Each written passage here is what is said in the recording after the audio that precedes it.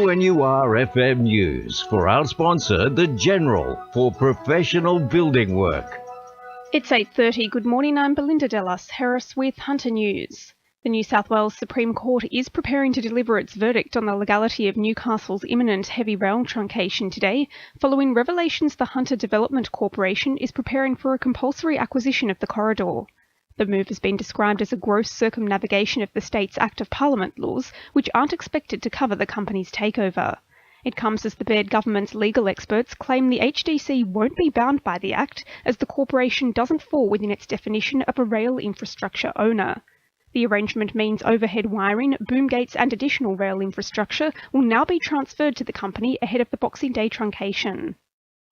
The search continues for missing Belmont woman Carly McBride, despite an unsuccessful two-day search along the outskirts of Muswellbrook. Hunter Valley Police scoured scrub and farmland surrounding the Ironbark Ridge estate earlier this week, but failed to uncover anything of note. Police say they've been combing the area where she was last seen and have been slowly working through a search pattern looking for any clues, belongings or remains. Investigators urge anyone with information about Carly's disappearance to contact them immediately.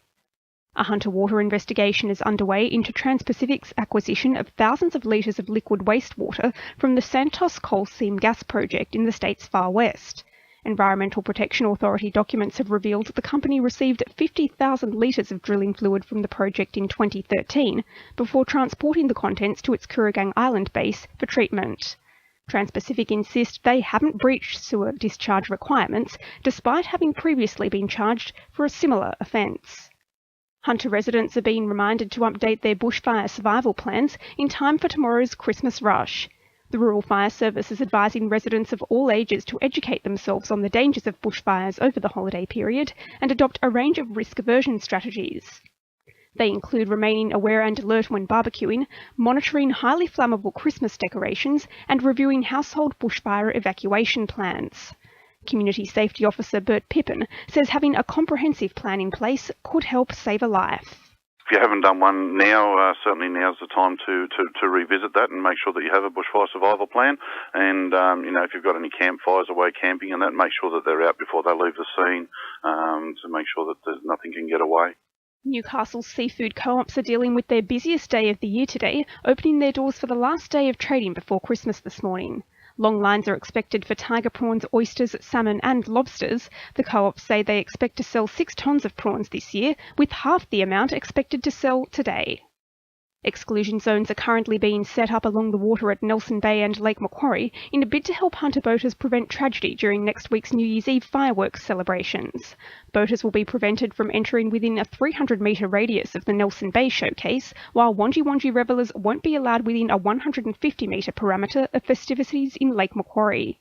Display areas will be clearly marked, with control vessels, boating safety officers and police to monitor the sites.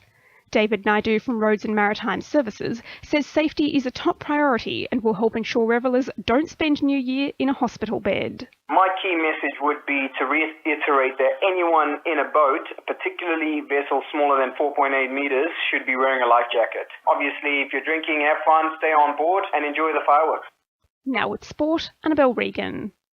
Jet swinger David Carney has proved his heart lies with Newcastle this week after knocking back an expression of interest for a mid-season transfer to Sydney FC.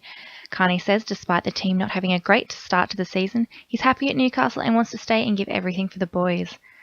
Hockey Australia has named Newcastle defender Matt Dawson in the next year's 28-man senior squad for the Kookaburras. Dawson made his senior international debut in November, playing in all 4 tests in a series against India and Perth. He joins Maitland's Simon Alshad for the 2015 Australia team. And Megs Ferrari hopes to become the first horse to win the Inner City Pace twice when the defending champion returns to defend the title at Maitland Showground this Sunday. That's sport. I'm Annabelle Regan. 2NURFM News Time is 26 to 9.